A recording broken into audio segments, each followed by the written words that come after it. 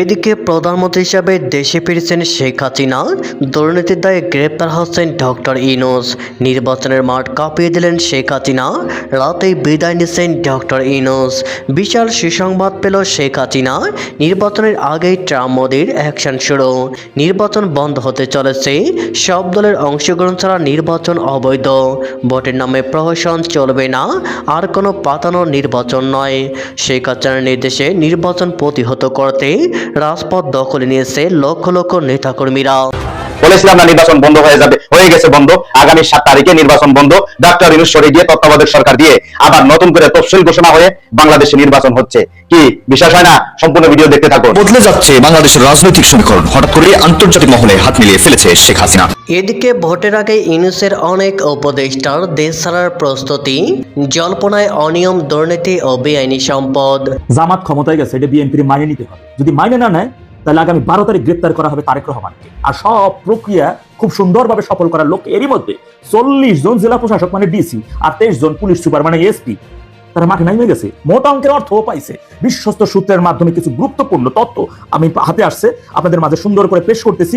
এদিকে ব্রাসেলসে ইউরোপিয়ান পার্লামেন্টের সামনে প্রহসনের নির্বাচন বন্ধ করে সুষ্ঠু ও অংশগ্রহণমূলক নির্বাচনের দাবিতে বিক্ষোভ মিছিল।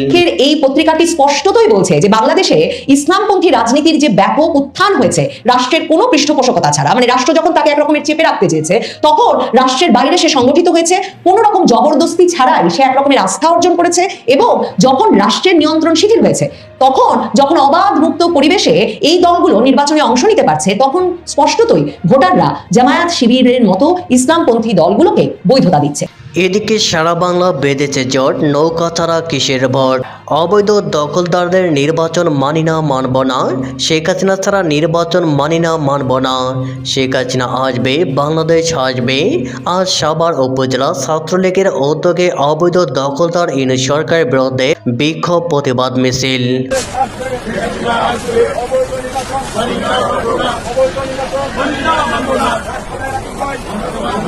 এদিকে আওয়ামী লীগের হাজার হাজার নেতাকর্মী আজকে মাসের পর মাস, বছর চলে গেল, নিজের সন্তানদের মুখটাও দেখতে পারে না, জানালেন জননেত্রী শেখ হাসিনা। আজকে মাসের পর মাস, বছর চলে গেল, নিজের সন্তানদের মুখটাও দেখতে পারে না। অসুস্থ মাকে দেখতে গেল, 2 ভাই একজনের চোখ তুলে নিল, আর একজনের হাত পা মেরে ভেঙে দিল।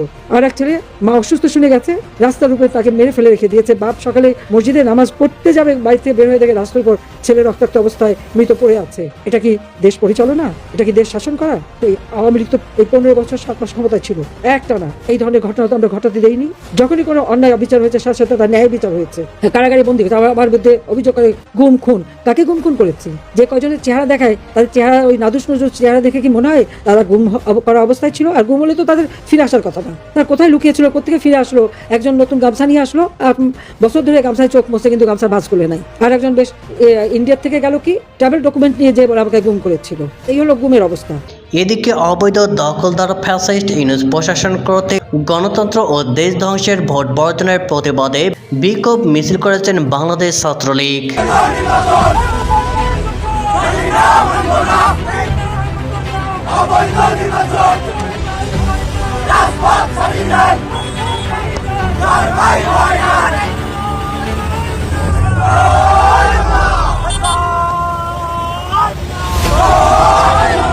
আওয়ামী লীগ ফিরে আসার খবরে রীতিমতো ভয়ে কাঁপছে অবৈধ সরকার সহ আওয়ামী লীগ বিরোধীরা। ইতিমধ্যে দেশে ফেরার প্রস্তুতি নিচ্ছেন প্রধানমন্ত্রী। এদিকে ভোটের আগে ইউনূসের অনেক উপদেষ্টা দেশ ছাড়ার প্রস্তুতি, জল্পনায় অনিয়ম, দুর্নীতি ও বেআইনি সম্পদ। বাংলাদেশের অন্তর্বর্তী সরকারের উপদেষ্টাদের অনেকেই দেশ ছাড়ার প্রস্তুতি শুরু করেছেন বলে বিভিন্ন সূত্রের খবর। বিষয়টি জানাজানি হয়েছে, বেশ কয়েকজন উপদেষ্টা ইতিমধ্যে বিদেশ মন্ত্রণালয়ের কাছে তাদের লাল পাসপোর্ট ফেরত দিয়ে দিয়েছেন। বিদেশ বিষয়ক উপদেষ্টা তৌহিদ হোসেন এই খবরের সত্যতা স্বীকার করে নিয়ে বলেন, তিনি ও তার স্ত্রী এখনও লাল পাসপোর্ট ফেরত দেননি। প্রসঙ্গত, বাংলাদেশে 3 ধরনের পাসপোর্ট ইস্যু করা হয়। সাধারণ নাগরিকদের জন্য বরাদ্দ পাসপোর্টের কভার পেজের রং সবুজ, নীল কভার পেজের পাসপোর্ট দেওয়া হয় সরকারি আধিকারিকদের। এছাড়া কূটনীতিক এবং মন্ত্রী, সাংসদ ও তাদের পরিবারের সদস্যদের দেওয়া হয়ে থাকে লাল রঙের কভার পেজ দেওয়া পাসপোর্ট, যা লাল পাসপোর্ট নামে পরিচিত। অন্তর্বর্তী সরকারের উপদেষ্টাদের প্রত্যেকেই দায়িত্ব নেওয়ার পর লাল পাসপোর্ট দেওয়া হয়েছিল। অর্থ উপদেষ্টা সালেউদ্দিন আহমেদ স্বীকার করেছেন তিনি ফিরিয়ে দিয়েছেন লাল পাসপোর্ট। লাল পাসপোর্ট ফেরানোর কথা স্বীকার করেছেন আরেক উপদেষ্টা মোহাম্মদ ফয়জুল কবির খান। কূটনৈতিক পাসপোর্ট ফিরিয়ে দেওয়ার এই তৎপরতা ঘিরে বাংলাদেশের রাজনৈতিক ও প্রশাসনিক মহলে জল্পনা শুরু হয়েছে। কারণ 12 ফেব্রুয়ারি জাতীয় সংসদ নির্বাচন সুষ্ঠুভাবে সম্পন্ন হলেও নতুন সরকার গঠিত হতে দিন 7 গড়িয়ে যেতে পারে। ততদিন পর্যন্ত বর্তমান উপদেষ্টারা লাল পাসপোর্ট নিজেদের কাছে রাখতে পারতেন। কিন্তু বেশ কয়েকজন উপদেষ্টা ইতিমধ্যেই কূটনৈতিক পাসপোর্ট ফিরিয়ে দিয়ে তাদের সাধারণ পাসপোর্ট আবার সংগ্রহ করে নিয়েছেন বিদেশ মন্ত্রণালয় থেকে। কূটনৈতিক মহলের খবর, ডিপ্লোম্যাটিক পাসপোর্ট ফিরিয়ে দিয়ে ওই উপদেষ্টারা সাধারণ পাসপোর্ট ব্যবহার করে বিভিন্ন দেশের ভিসা সংগ্রহ করছেন। মনে করা হচ্ছে নির্বাচন পর্ব মিটলেই তারা দেশ ছাড়ার প্রস্তুতি নিচ্ছেন। উপদেষ্টাদের এই তৎপরতাকে অনেকেই সন্দেহের চোখে দেখতে শুরু করেছেন। তাদের বক্তব্য, অন্তর্বর্তী সরকার বিগত 18 থেকে 19 মাসে কাজের মধ্যে বেশ কিছু অনিয়ম, অসঙ্গতি, এমনকি ব্যক্তিগতভাবে কোনো কোনো উপদেষ্টা দুর্নীতিতে জড়িয়েছেন। সবচেয়ে বড় বিতর্ক তৈরি হয়েছে উপদেষ্টাদের সম্পদের হিসাব নিয়ে। এই 18 মাসে কোনো উপদেষ্টা তাদের ব্যক্তিগত সম্পদের হিসেব সরকারের কাছে জমা দেয়নি, যদিও হিসেব প্রদান ছিল বাধ্যতামূলক। এদিকে ব্রাসেলসে ইউরোপিয়ান পার্লামেন্টের সামনে মানববন্ধন, অন্তর্ভুক্তিমূলক নির্বাচনের দাবি। বাংলাদেশে অবিলম্বে সব রাজনৈতিক দলের অংশগ্রহণে অবাধ, সুষ্ঠু ও অন্তর্ভুক্তিমূলক নির্বাচনের দাবিতে বেলজিয়ামের ব্রাসেলসে ইউরোপিয়ান পার্লামেন্টের সামনে মানববন্ধন করেছেন প্রবাসী বাংলাদেশিরা। হ্যান্ড ইন হ্যান্ড ফাউন্ডেশন ও বাংলাদেশ কমিউনিটি বেলজিয়ামের যৌথ উদ্যোগে সম্প্রতি এই কর্মসূচির আয়োজন করা হয়। মানববন্ধনে বক্তারা বাংলাদেশের গণতান্ত্রিক প্রক্রিয়া জোরদার, জনগণের ভোটাধিকার নিশ্চিতকরণ এবং নির্বাচনের সুনির্দিষ্ট রূপরেখা ঘোষণার দাবি জানান। কর্মসূচি শেষে হিউম্যান রাইটস সাব কমিটির ভাইস চেয়ারম্যান আরকাদিউস মুলাসেকের কাছে বাংলাদেশের জনগণের পক্ষ থেকে একটি স্মারকলিপি হস্তান্তর করা হয়। জামাত ক্ষমতায় গেছে, এটা বিএনপির মাইনে নিতে হবে। যদি মাইনে না নেয় তাহলে আগামী 12 তারিখ গ্রেপ্তার করা হবে তারেক রহমানকে। আর সব প্রক্রিয়া খুব সুন্দরভাবে সফল করার লোক এরই মধ্যে 40 জন জেলা প্রশাসক মানে ডিসি আর 23 জন পুলিশ সুপার মানে এসপি তারা মাঠে নামিয়ে গেছে। মোটা অঙ্কের অর্থ পাইছে। বিশ্বস্ত সূত্রের মাধ্যমে কিছু গুরুত্বপূর্ণ তথ্য আমি হাতে আসছে, আপনাদের মাঝে সুন্দর করে পেশ করতেছি, একটু মনোযোগ করে সহকারে শুনবেন। অভিযোগ করা হচ্ছে যে জামাত ইসলামের সীমান্তবর্তী বা ঝুলন্ত মার্জিনাল সুইং আসন রয়েছে এমন জেলাগুলোর 40 জন জেলা প্রশাসক ডিসি এবং 24 জন পুলিশ সুপার মানে এসপি কে বিপুল অঙ্কের ঘুষ দিয়েছে। ধারণা করা হচ্ছে অন্তত 43টি আসনে ফলাফল যে কোনো দিকে যেতে পারে এবং সেসব আসনকে লক্ষ্য করে জামাত কাজ করছে। দলটি আরো কিছু কৌশল অবলম্বন করছে, যেমন নারী ভোটারদের ভোটার আইডি কার্ড সংগ্রহ করা, যা পরে ব্যাপক হারে ভুয়া ভোট দেওয়ার কাজে ব্যবহার করা যেতে পারে। জামাত আরো অভিযোগ অনুযায়ী এমন সব এলাকা থেকে ভোটার স্থানান্তরের ব্যবস্থা করেছে যেখানে তাদের সমর্থন সীমিত বা নগণ্য, এবং সেসব আসনে পাঠাচ্ছে যেগুলোতে তারা শক্তি বাড়াতে বা বিএনপির উপর সামান্য হলেও এগিয়ে যেতে চায়। এছাড়া পরিকল্পনা রয়েছে যে ভোট গ্রহণ শুরুর সঙ্গে সঙ্গেই ভোরে বিপুল সংখ্যায় ভোট কেন্দ্রের লাইনে দাঁড়িয়ে দেরি সৃষ্টি করা হবে যাতে বিএনপি সমর্থকরা ভোট দিতে না পারেন। এরপর বিএনপি সমর্থিত এলাকায় ভোটদানে বাধা দিতে ব্যাপক সহিংসতা চালানো হতে পারে। আরও অভিযোগ রয়েছে যে জামাত স্কুল ব্যবস্থাপনা কমিটিগুলোতে অনুপ্রবেশ করছে, কারণ সেসব স্কুলে ভোট কেন্দ্র স্থাপন করা হয় সেগুলো এসব কমিটির নিয়ন্ত্রণে থাকে। এর ফলে তারা ওই স্কুল থেকে নিয়োজিত প্রিজাইডিং অফিসার ও অন্যান্য পোলিং এজেন্টদের মাধ্যমে ভোট প্রক্রিয়া প্রভাবিত করতে পারে। একটু খেয়াল করে শুনেন, স্বাধীনতা বিরোধী এই দলের প্রচারাভিযান অত্যন্ত শৃঙ্খলাবদ্ধ, সংগঠিত এবং অর্থায়নে সমৃদ্ধ। আরো ধারণা করা হচ্ছে যে প্রায় 30%, ধারণা মতে এটাই, যেহেতু বিশ্বস্ত সূত্রের মাধ্যমে, যেটি 30% সেনা কর্মকর্তা ও সদস্য জামাতের সঙ্গে সংযুক্ত এবং যশোর ও রংপুর ডিভিশনের জিওসি জনগণের, বুঝলেন, দুইটা ক্যান্টনমেন্টের জিওসি জনগণকে জামাতের পক্ষে ভোট দিতে বলা হচ্ছে। এছাড়া সেনাবাহিনী খুলনার, বুঝলেন, কিন্তু খুলনার ক্যান্টনমেন্টের সেনাবাহিনী মানে সেনা সদস্যরা, কিছু সেনা সদস্যরা খুলনার হিন্দু গ্রামগুলোতে গিয়ে তাদেরকে নির্যাতন চালিয়েছে বলে অভিযোগ উঠেছে এবং অভিযোগ পাওয়া গেছে। এর মধ্যে আপনারা জানেন যে বিএনপি নির্বাচনী প্রচারণার দায়িত্বে চেয়ারম্যান তিনি রয়েছেন এই যে নজরুল ইসলাম খান।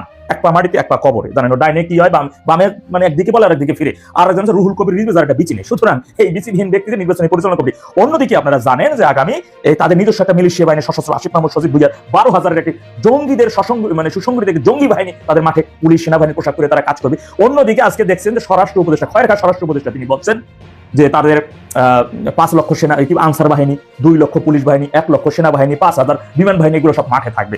অন্যদিকে কিন্তু ডেভিল ইউনুস বলে আসছিল ইতিহাসের সেরা একেবারে আমেজ আনন্দ ফুর্তি নির্বাচন হবে নাকি, কিন্তু সেই নির্বাচনকে কেন্দ্র করে যুদ্ধ জাহাজ পর্যন্ত উপস্থিত থাকে। ভাবছেন আগামী 12 তারিখে নির্বাচন না, এই নির্বাচনে আগামী বাড়িতে হবে গৃহযুদ্ধের সূচনা, এবং সেই সূচনার উদ্বোধন করবে ডেভিল ইউনুস এবং স্বাধীনতা বিরোধী এরা। আর অন্য কোনো কিছু না। মনে রাখবেন তারা আগেই বলছে কেন্দ্র ভোট গণনা করতে সময় লাগবে, কিন্তু গণভোটের সময় লাগবে না। ডেভিল ইউনুস ক্ষমতা ছাড়তে, ডেভিল ইউনুস যমুনা থেকে বঙ্গভবনে যাবে, সেই প্রক্রিয়ার নির্বাচন। সুতরাং সংসদ নির্বাচন হচ্ছে না, আগেই আলেরিয়াস বলে দিয়েছে ত্রয়োদশ জাতীয় নির্বাচন না, এটা কোনো সংসদ নির্বাচন। আগে 12টা জাতীয় সংসদ নির্বাচনের মতো করে নির্বাচন কোনোভাবেই এটা চিন্তা করা যাবে না। এটা সংসদ পার্লামেন্ট নির্বাচন না, এটা গণভোটের নির্বাচন। এটাই চিরন্তন সত্য। আর এই সত্যটাকে যদি বিএনপি না মাইনা না নেয়, তাহলে অবশ্যই সরকারি ছুটির দিনে তারেক রহমান কিভাবে ভোটাধিকার বা এনআইডি কার্ড পাইলেন, এই কারণে তাদের দখলে দেওয়া সকল পাবলিক বিশ্ববিদ্যালয় ছাত্র সংসদগুলো রাস্তায় নামে পড়বে। দেখবেন আন্দোলনের মোড় অন্যদিকে ঘুরাই নিয়ে গ্রেপ্তার করা হবে অনেকেই। সুতরাং সহিংসতা এবং গৃহযুদ্ধেরই দামামা হচ্ছে 12 তারিখ। মনে রাখবেন, সবসময় একটা কথা বলি, যে দেশে স্বাধীনতা বিরোধী দল, এই রাজাকার জামাত নামক নিকৃষ্টতম মোনাফিকি সংগঠন থাকে, সেই দেশের জনগণ বা সেই দেশের মানচিত্র ধ্বংসের জন্য আর কোনো শয়তানের প্রয়োজন হয় না। কারণ শয়তানেরও বড় শয়তান হচ্ছে তারা, আর তাদের পাল্লায় আমাদের দেশের মানচিত্র, আমাদের সার্বভৌমত্ব আজকে জিম্মি হয়ে আছে। মনে রাখবেন, জামাতের মূল টার্গেট ঢাকা দখল, আর সেই জন্য অনেক আগে থেকে দেশের বিভিন্ন জায়গা থেকে 20 লক্ষ ভোটারকে ঢাকায় ট্রান্সফার করে নিয়ে আসছে ক্ষমতায় যাওয়ার জন্য। হাজার হাজার লক্ষ লক্ষ মানুষকে যদি হত্যা করতে হয়, সেজন্য তাদের প্রস্তুতি আছে, সব আয়োজনে তারা সম্পূর্ণ করে রেখেছে। শুধু তারা অপেক্ষা করছে 12 তারিখ ক্ষমতায় যাওয়ার দিন। দেখা যাক কোন জায়গার পানি কোথায় গিয়ে গড়ায়। বাংলাদেশের নির্বাচনের আর সপ্তাহ খানেক মাত্র বাকি থাকতে তুরস্কের সবচেয়ে প্রভাবশালী দৈনিক, তুরস্কের প্রেসিডেন্ট রেচেপ তাইপ এরদোগানের দল জাস্টিস অ্যান্ড ডেভেলপমেন্ট পার্টি একেপির মুখপাত্র হিসেবে পরিচিত অত্যন্ত প্রভাবশালী ইংরেজি দৈনিক ডেইলি সাবা বাংলাদেশকে এবং এই পুরো অঞ্চলকে মনে করিয়েছে বাংলাদেশের সাম্প্রতিক ছাত্র সংসদ নির্বাচনগুলোর ফলাফল, এবং তাদের বিশ্লেষণে তারা বলেছে যে ডাকসু সহ ছাত্র সংসদ নির্বাচনগুলোতে বাংলাদেশের রাজনীতিতে যে নতুন বার্তা এসেছে, সেটা পুরো অঞ্চলকেই একটা নতুন বার্তা দিচ্ছে বটে। এই পত্রিকাটি, ডেইলি সাবা পত্রিকাটি, সারা পৃথিবীতেই আগ্রহী পাঠকেরা লক্ষ্য রাখেন তুরস্কের সরকার কিভাবে আঞ্চলিক রাজনীতিকে বিশ্লেষণ করছেন, কোনো একটি দেশের পরিবর্তনকে দেখছেন সেসব বিষয়ে বুঝতে। এবং ডেইলি সাবার মতো একটা পত্রিকা যে এই 12ই ফেব্রুয়ারির নির্বাচনের আগে আজকে 5ই ফেব্রুয়ারি এসে ডাকসু নির্বাচন সহ পাবলিক ইউনিভার্সিটিগুলোতে বাংলাদেশের চমক জাগানো বিজয় ইসলামী ছাত্র শিবিরের, সেটা মনে করালো এবং তা থেকে কি বার্তা পাওয়া গেল সে বিষয়ে নিবন্ধ রচনা করলো। তাতে একরকম পরিষ্কার যে তুরস্কের সরকার, তুরস্কের গণমাধ্যম একভাবে বাংলাদেশের রাজনীতিতে জামায়াতে ইসলামীর এবারের নির্বাচনে উত্থানের বিষয়ে নিশ্চিত বোধ করছে। জামায়াতে ইসলামী কি জিতবে এই নির্বাচনে, সে বিষয়ে তারা সরাসরি কিছু বলে নাই, কিন্তু তারা সুস্পষ্টভাবে তাদের এই বিশ্লেষণে বলেছে যে যদি নির্বাচন অবাধ হয়, যদি ইসলামপন্থী দলগুলোকে কোনো বিশেষ কারণ দেখিয়ে আটকে না রাখা হয়, বাধাগ্রস্ত করা না হয়, তাহলে নির্বাচনে ভোটাররা কাদেরকে পছন্দ করেন সে বার্তা পরিষ্কার হয়েছে বাংলাদেশের সাম্প্রতিক ছাত্র সংসদ নির্বাচনগুলোতে। ডেইলি সাবা তার এই বিশ্লেষণের শুরুতেই বলেছে যে একটা যে সুস্পষ্ট রাজনৈতিক ইঙ্গিত বাংলাদেশের রাজনীতিতে সাম্প্রতিক ছাত্র সংসদ নির্বাচনগুলো দিল, সেটার সবচেয়ে বড় প্রমাণ হচ্ছে এটা যে এই ক্যাম্পাসগুলোতে দীর্ঘ সময় ধরে, দশকের পর দশক ধরে এই ক্যাম্পাসের ছাত্ররা মূলত বামপন্থী এবং জাতীয়তাবাদী ধারার রাজনীতি পছন্দ করে বলে ক্যাম্পাসগুলোকে একটা ফিক্সড পলিটিক্যাল অ্যালাইনমেন্টের মধ্যে বেঁধে ফেলা হয়েছিল, একরকমের পূর্ব নির্ধারিত রাজনৈতিক চর্চায় বেঁধে রাখা হয়েছিল।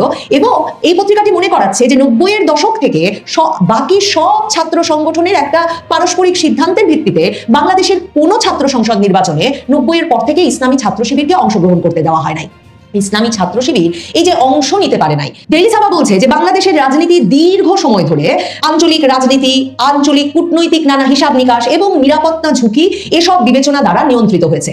এবার যখন ছাত্র সংসদে প্রথমবারের মতো এমন অবস্থায় ছাত্ররা ভোট দিতে পেরেছেন যখন তারা আসলে অবাধে ভোট দিতে পেরেছেন, ডেইলি সাবার ভাষায় যে যখন কোনো একটি আদর্শকে চাপিয়ে রাখার চেষ্টা হয় নাই, তখন ভোটাররা কাকে পছন্দ করেছেন সেটা অত্যন্ত তাৎপর্যপূর্ণ। তুরস্কের এই পত্রিকা বলছে ভাববার কোনো কারণ নাই ছাত্ররা হঠাৎ তাদের আদর্শ পরিবর্তন করেছেন, বরং এটা উপলব্ধি করবার বিষয় যে তারা অনেকদিন ধরেই এই আদর্শের রাজনীতির অনুসারী ছিলেন, কিন্তু তাদের পছন্দের দলটি যেহেতু নির্বাচনে বা কোনো রাজনৈতিক পরিসরে উন্মুক্তভাবে অংশগ্রহণ করতে পারছিল না, তাই তারা ওই দলটিকে পছন্দ করে নিতে পারে নাই। তাই পূর্ববর্তী ক্ষমতাসীন দলের পতনের পর যখন একটা পরিবর্তিত পরিস্থিতিতে সেই দলটি অর্থাৎ ইসলামী ছাত্র শিবির জামায়াতে ইসলামী তারা উন্মুক্তভাবে রাজনীতিতে আসতে পেরেছে এবং ভোটাররা উন্মুক্তভাবে বাধাহীনভাবে ভোট দিতে পেরেছে এবং কোনো ক্ষমতাসীন পক্ষ মানে ক্যাম্পাসের রাজনীতিকে একটি ধারায় বেঁধে রাখতে ক্ষমতার প্রয়োগ করে নাই, তখন ছাত্ররা ঠিক মতো তাদের পছন্দটা প্রকাশ করতে পেরেছে। এবং এই কথাটাই, এই বার্তাটি তুরস্কের গণমাধ্যম দিতে চাইছে যে আগামীর জাতীয় নির্বাচনে